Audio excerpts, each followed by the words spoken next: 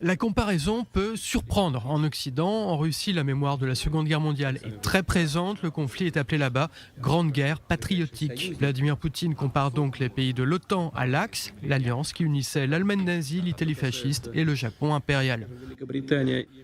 Ils annoncent qu'ils vont créer une OTAN mondiale. Eh bien, qu'est-ce que cela signifie ? La Grande-Bretagne et le Japon, au début de cette année, en janvier je crois, ont signé un accord d'ouverture mutuelle, c'est-à-dire d'établissement de contact et de développement des relations dans le domaine militaire.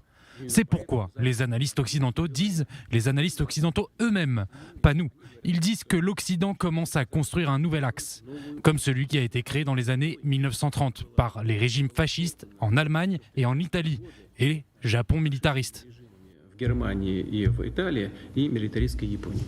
À l'occasion du 23e anniversaire de sa première élection comme président de la Fédération de Russie, Vladimir Poutine a donné une interview qui doit être diffusée ce dimanche soir. Le 26 mars 2000, Vladimir Poutine avait été élu au premier tour. Il avait auparavant servi comme président par intérim, premier ministre de Boris Yeltsin et chef des services de sécurité. Après un quart de siècle au sommet du pouvoir, Vladimir Poutine revient à une pratique courante de la période soviétique. Il déploie des armes nucléaires tactiques en Biélorussie. Ce pays indépendant est l'un des alliés les plus proches de la Russie. Le président russe revient aussi sur ce que certains ont qualifié de nouvelle alliance, celle avec la Chine. Vladimir Poutine l'affirme, Moscou et Pékin ne vont pas créer une nouvelle menace. Ceci est absolument faux, car nous ne créons aucune alliance militaire avec la Chine. Oui, nous avons une coopération dans le domaine militaro-technique.